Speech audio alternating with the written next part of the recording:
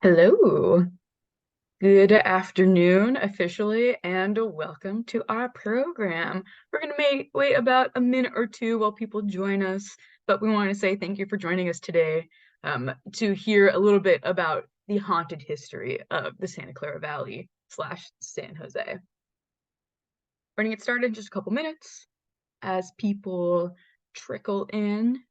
I hope everyone watching has something spooky about them. I've got my wizard hat uh, to celebrate the spooky season of October.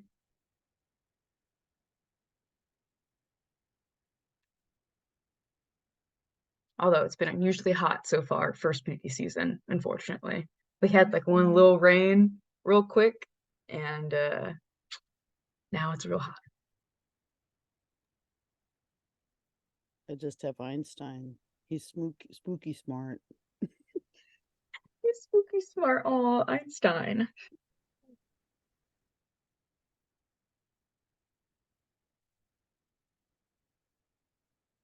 All right, I think it's time to get started. Well, good afternoon, everybody. Thank you so much for joining us here today. Um, my name is Michelle Garcia, and I am the Educational Program Coordinator here at the Santa Clara Valley Open Space Authority. I am joined today by the wonderful and amazing, talented Terry Rogaway. Terry, do you want to introduce yourself? Hi, I'm Terry Rogaway, and I'm the Educational Programs Administrator. I get to work with Michelle. And I love getting to work with Terry. And today we've got some cool stories, some fun urban legends, all in the name of spooky season. And they all are local to the Santa Clara Valley or like the South Bay, San Jose area. So you guys are in for a treat. We're going to feature some real places that you can go and visit later today, this weekend, so you can maybe get your own little spooky encounter or just have some fun time visiting some parks in the Santa Clara Valley. Before we really jump in, I'd like to share a little bit about the Open Space Authority. Our mission at the Open Space Authority is to conserve the natural environment, support agriculture, and connect people to nature by protecting open spaces, natural areas, and working farms and ranches for future generations. We do all kinds of free programs, usually multiple a week. So if you're interested in learning more about these programs or joining us for the next one, telling your friends, you can check out our website and go to our events page, and it'll have all of them listed. We put out a new set of events every month, and it's always a really fun time because it's always, me and Terry are the brain power keeping it going, and it's a good time. So for our first kind of spooky story that we have for you this afternoon, it actually takes place on the western side of the Santa Clara Valley in the Redwoods. I currently live in Santa Cruz, so this is one of my favorite urban legends. It doesn't necessarily take place in one specific park, um, but if you visit the Redwoods this weekend, hopefully you will see the creature we talk about today. Uh, oh, yes, it's time to talk about spooky times. Now, hopefully, we're not going to get into anything too crazy today. We're gonna just, keep it light, keep it fun. But like I said, these are all gonna feature real places or real-ish places that you can probably go check out and visit this weekend. They're featuring lots of natural areas and local parks.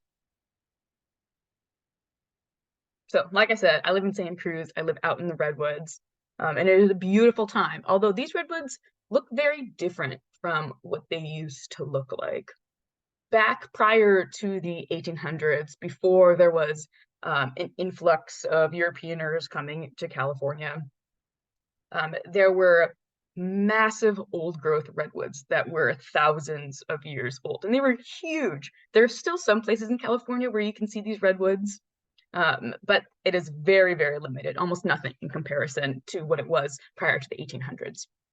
And the reason for that is because there are these, as more and more people came, they needed more and more infrastructure. And so there are these logging companies that came and cut down a lot of these huge old growth redwoods, which is scary in itself. I mean, if you look at the Santa Cruz Mountains today, you see them covered with redwood trees that at one point you could only see stumps, which is crazy to think about that they clear cut that. It's kind of scary in itself. But today's story is an urban legend. And if you live in the Santa Cruz Mountains, you might have already heard this, but it's one of my favorites. Once upon a time, in the 1800s, as the logging areas are really getting going, they kind of have to start really looking out and trying to hike and hunt for these large old growth trees. That is their goal, because that is the place where they can get the most wood. And so one day, one logging company sends a group of 3 loggers out into the forest. Their mission is to try and find a grove of old growth redwood trees. Now, if you guys have ever hiked or been in the redwoods, you can quickly get disoriented. It's dark, it's really wet. All of the trees and all of the ferns look similar, so it's easy to get disoriented. And there's all kinds of animals and who knows what else is living in those old trees. Legend has it that as the loggers set out for the day, away from their logging company, let's see, is it actually on the next slide? Let's see. They saw a barn owl before they set out. Now, this is unusual because barn owls are not often seen in the daytime and are not often found in the area. This was considered a bad omen. Barn owls or other owls are frequently signs that something bad is going to happen or that people might go missing or taken. Despite this bad omen, the 3 grown logger men set out into the forest, unknown of what might become of them. Of course, as they went hiking, they got lost. They tried to find their way back, but the redwoods were too dense, too mysterious, and they lost their way and decided to set up camp for the night. This is maybe where they went wrong. We're not sure what the actions of the loggers were, but we assume that they set up camp for the night, and the next morning, they started a fire, they had a pot with them, and tried to make coffee. Later the next day, the bodies of those loggermen were found. Now, these were 3 big, full-grown men, but their bodies were found completely unharmed, no signs of struggle, lying around their smoldering fire with the coffee pot half empty. Now, the question is, what happened to these 3 men that caused them to lose their fates around their fire after drinking coffee? They were seemingly unharmed in these early morning hours. They were just lying there. This was a mystery for a long time. But now, with modern science and investigation, we think we know the answer of what might have happened. But before I tell you what we think happened, I want you guys to start hypothesizing what may have happened. Perhaps maybe one of the 3 men turned on each other somehow. Perhaps Bigfoot got to them. Perhaps, they tried to make a DIY Mudwater coffee that morning and started collecting mushrooms to put in their coffee. Who knows? But what we now think happened this day was when they went to go make their coffee for the morning, they had to get water from a creek or stream somewhere.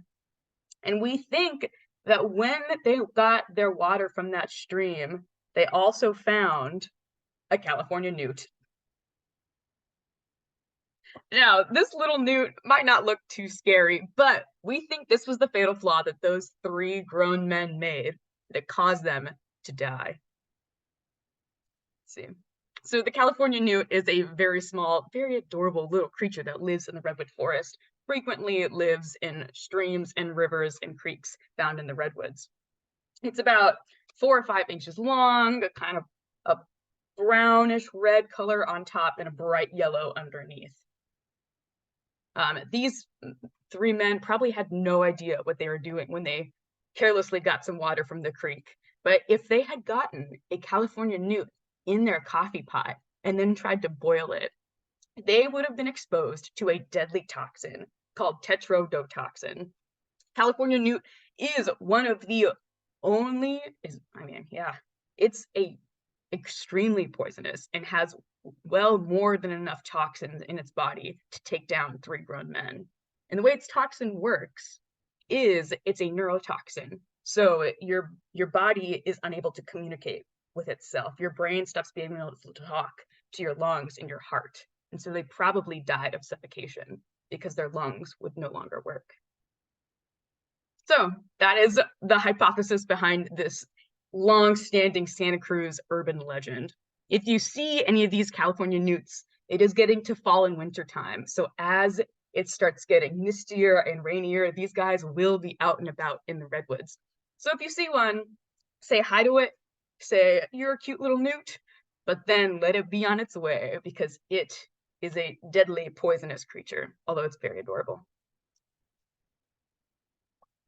So that is our first urban legend and first spooky tale for the evening. I think we have some questions, so I'm going to pause really quick and answer questions. Let's see.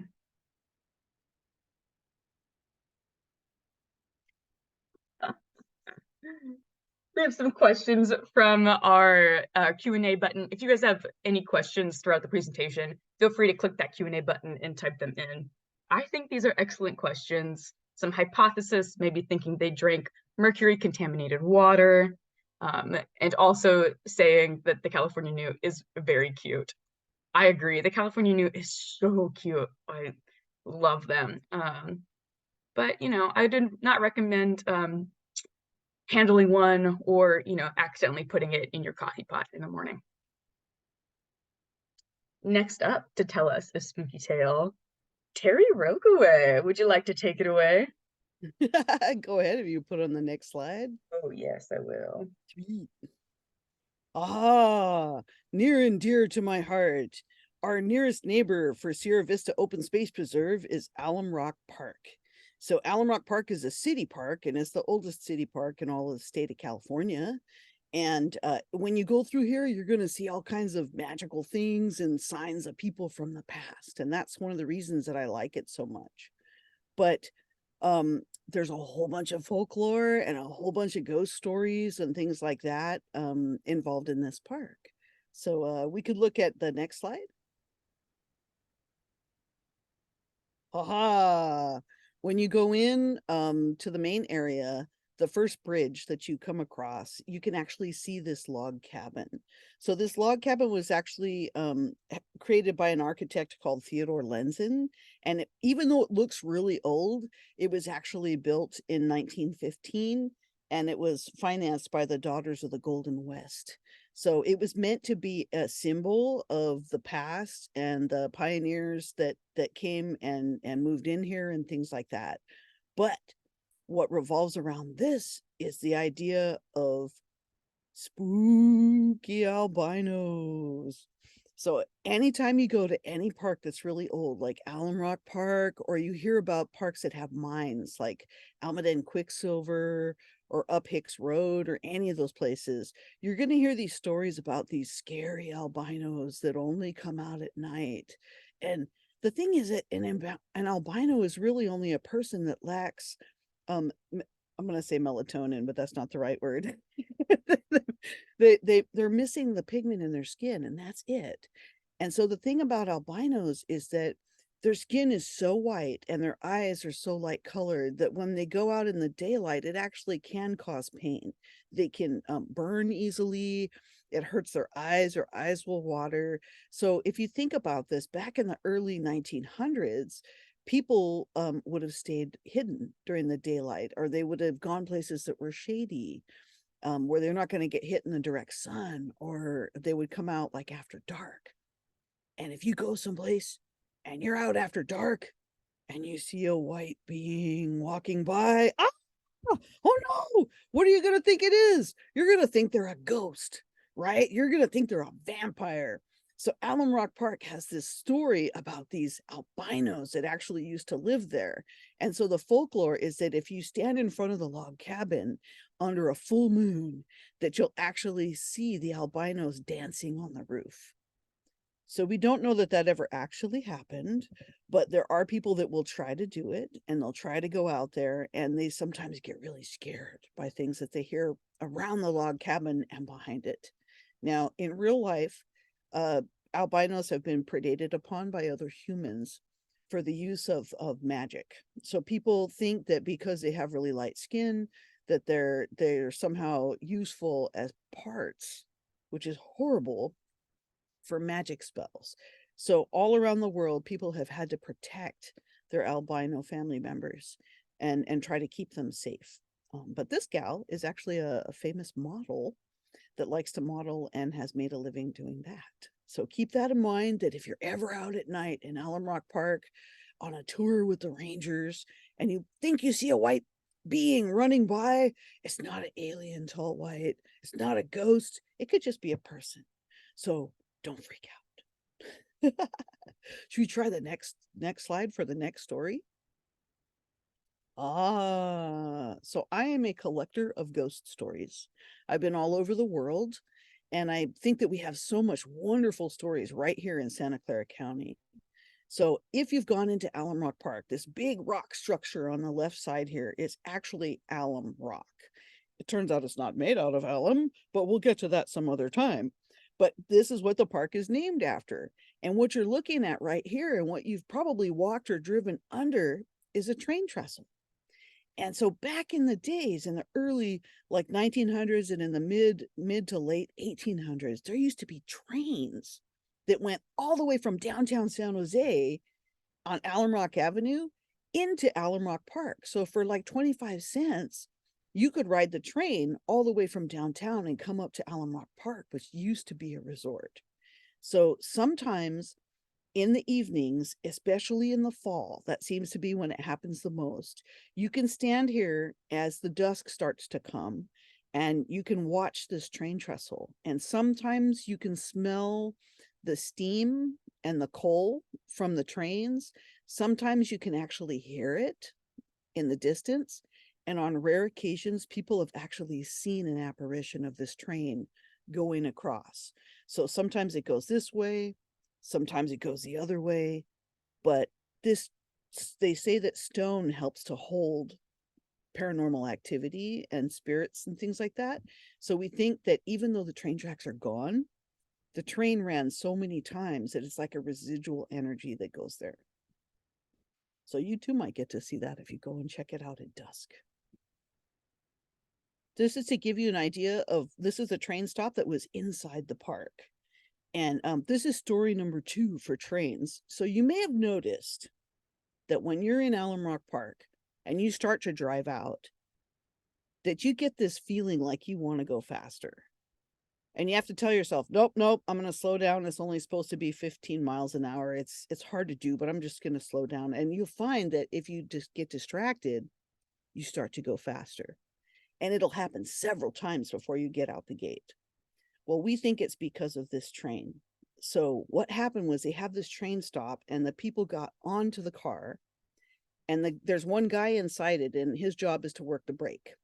So he pulls the brake, holds the car in place, and he tells people, oh yeah, sure, go ahead. It's okay. You can get on.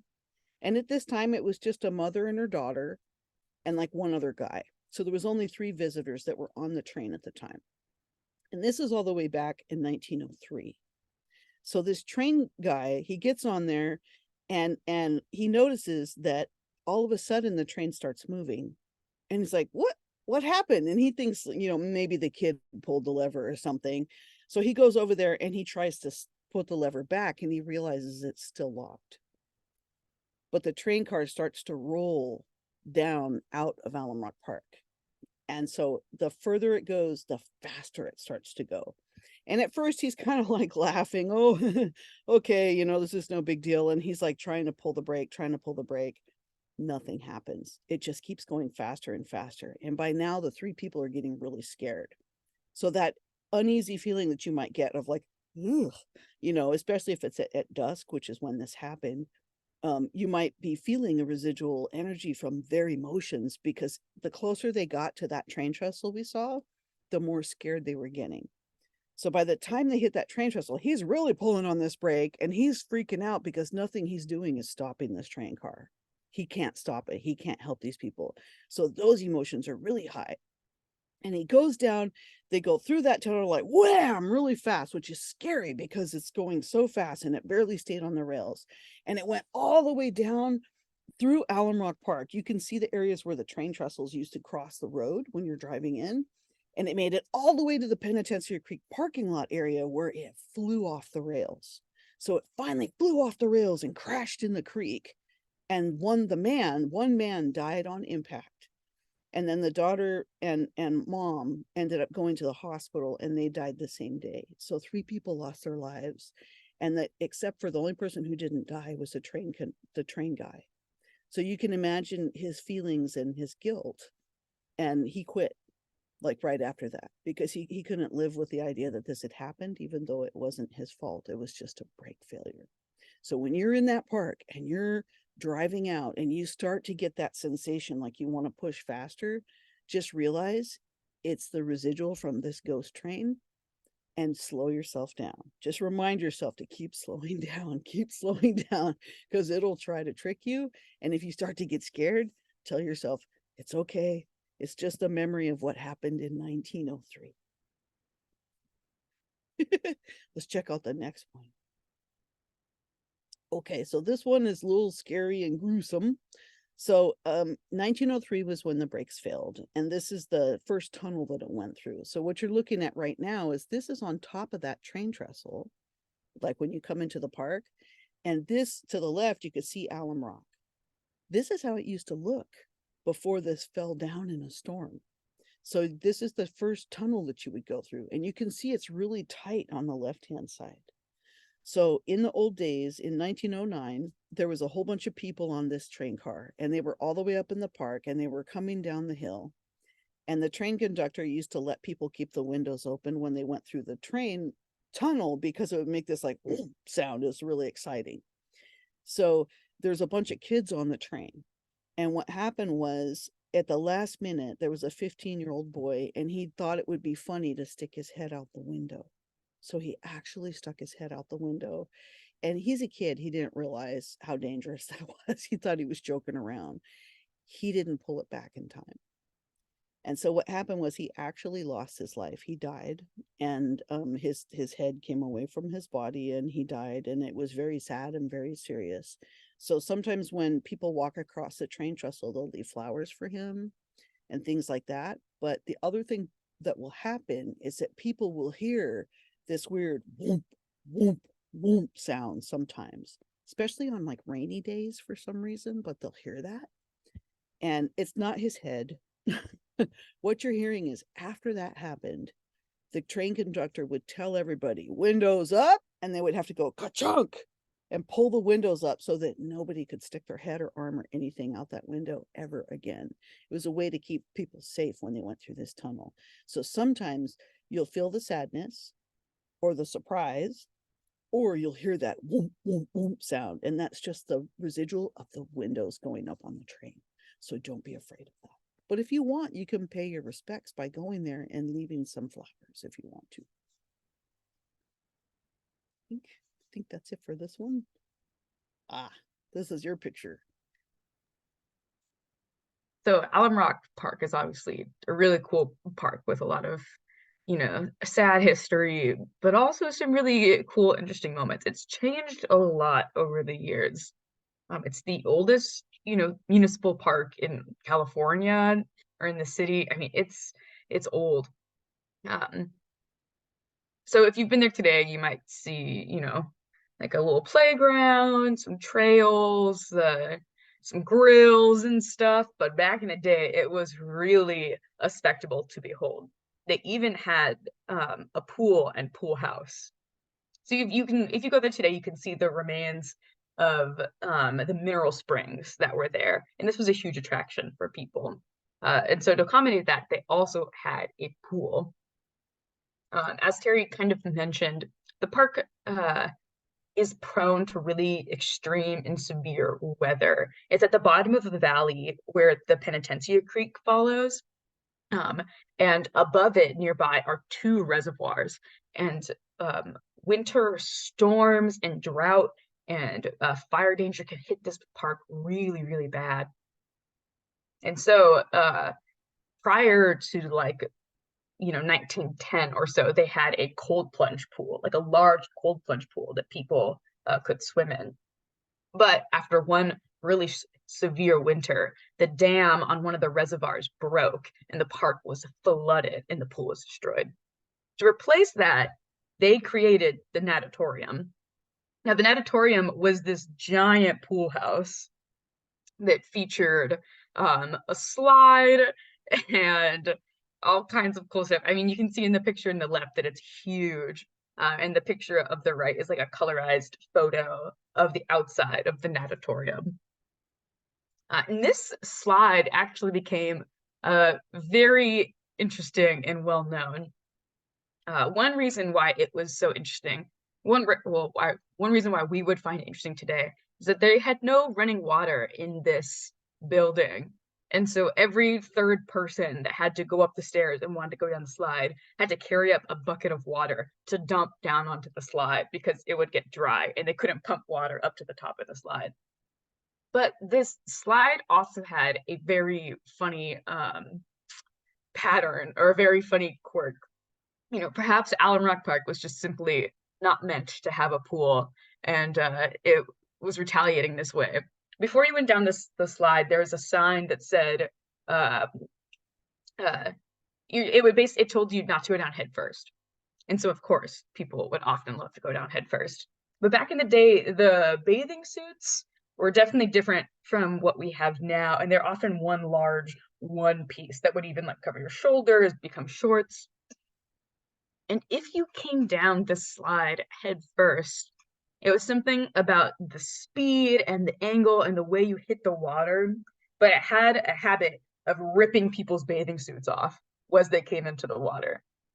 Off screen, you just off screen, you can't see it in the left-hand photo, but there was always a big bucket of towels because people would often try to go down the slide head first and they would lose their bathing suit. No harm would come to them in those instances, but obviously losing your bathing suit in a public pool that's as large and as popular as this one was not kosher in this era. Unfortunately, the slide did eventually have to be removed. Um, there was an urban legend that people did begin to tamper with the slide, and there did eventually have injuries as a result of the slide. So the slide was removed, and eventually in the 1870s, the whole natatorium was removed. As California began to prepare and experience more earthquakes in that time, the natatorium had to be retrofitted to survive these earthquakes, and they could not afford these modifications to the building. So the natatorium and the pool was finally removed for good in the 1970s.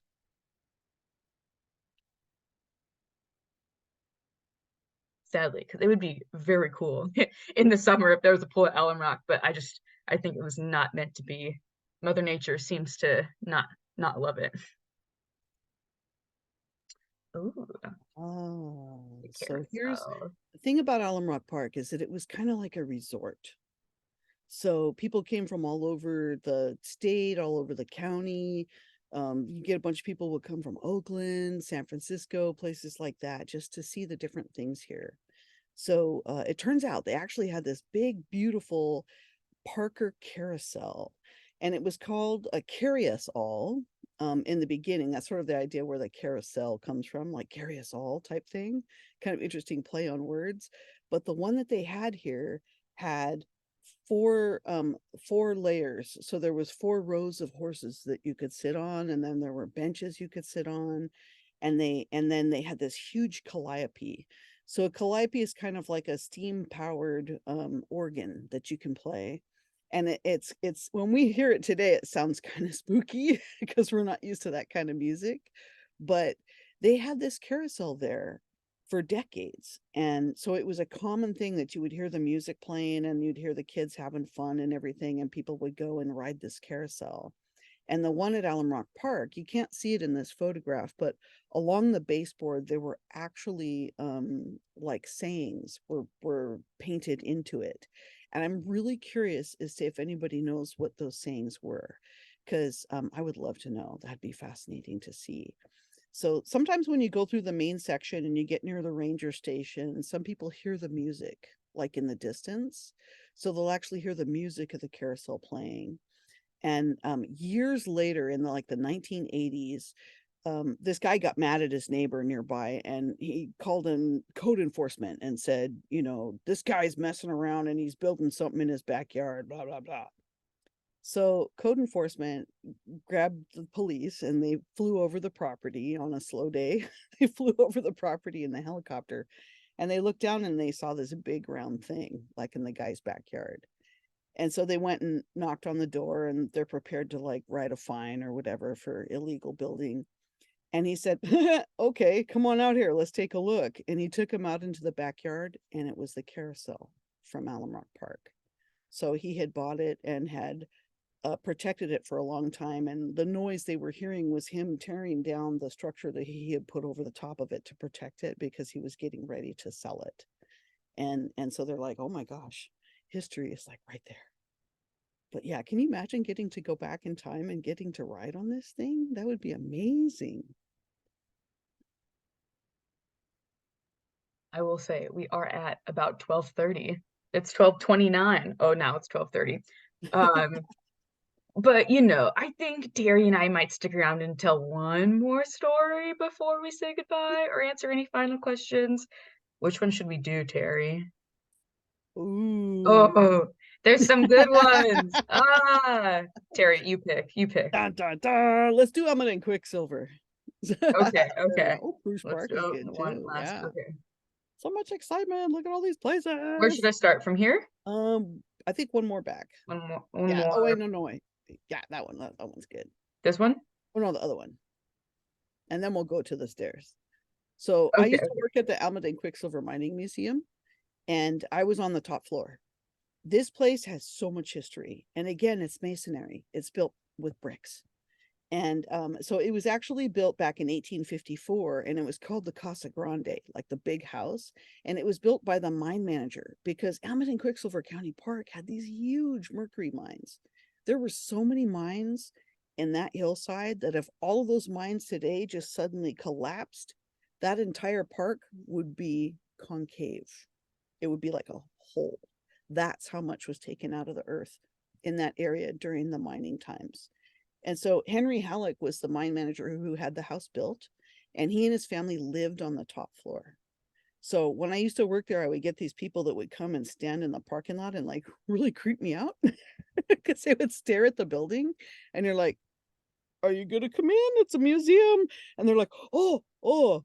And I'm like, I don't think I look scary. And I wasn't in costume, but they weren't expecting to see people in there. And so you would let them in, and they would be walking around all like scared. And turned out they were ghost hunters. So they were looking for ghosts. Mhm. So I will tell you that when I was on the top floor, we did not have access to the bottom floor.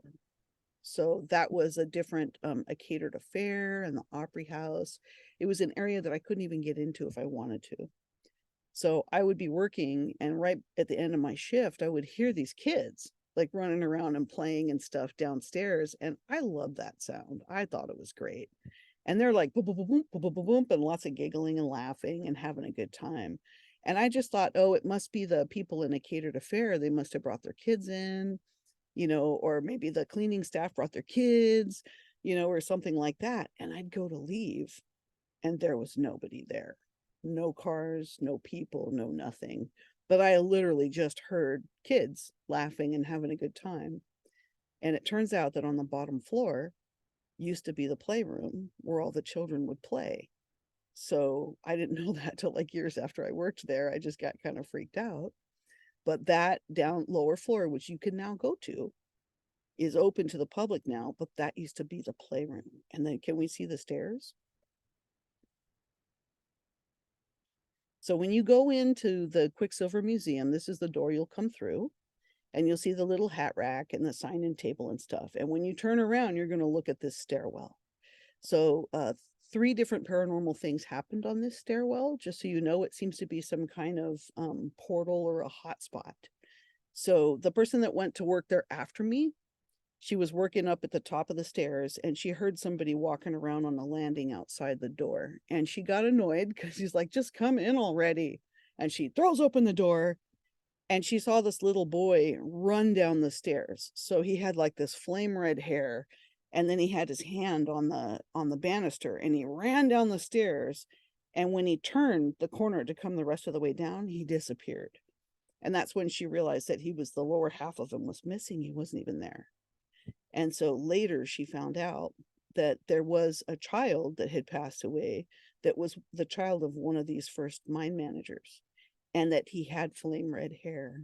And so she's like, oh my gosh, I saw this kid's ghost. So he's there in the park. And then the second thing that happened was that the same lady was coming down the stairs. And when you come down the stairs, to your right is the mine manager's office. So as she was coming down the stairs, she saw a man's leg. You know, like when somebody walks through the door and their back leg shows for a moment, and then you see the stripe on the leg and the dress shoes. That's what she saw. And then it went through the door. And she was like, oh my gosh, somebody's actually here. I'm going to go talk to them. And she walked into that room and there was nobody in there. So we think that that was probably the residual of one of the mine managers, and there's no way to get out of that room. So there's no way they could have got past her. So she saw something there. And then the last thing is there is an electronic voice phenomenon on the stairs. You can ghost hunt this location if you get a permit from Santa Clara County Parks. And a local ghost hunter team went, and they were there all night. You have to have a ranger with you and all this kind of stuff. And then at the very end, they were on the stairs and they were trying to do recordings of voices. And they said, I think we should just pack it in. It sounds like, we're done for the night. I don't think anybody's here. And they packed up and they went home. And when they listened to the recording, the guy says, you know what? I think we should pack it up. I don't think anybody's here. You hear a man's voice in a Class A electronic voice phenomenon, and he says, I'm right here. So if you search the internet, you can actually find that little electronic voice phenomenon, and that happened right there on the stairs. So those stairs are pretty incredible. But yeah, that's what I have for Almaden Quicksilver Museum. You can go visit it. Doesn't cost anything to go in there, and just find out when they're open and you can go visit. That's so cool. I hope you guys get the chance to visit one of the places we talked about. Obviously, there's all kinds of cool stuff. I mean, there's some stories we couldn't tell. Maybe we'll have to do a part two eventually. I do want to quickly check out the Q&A. Um,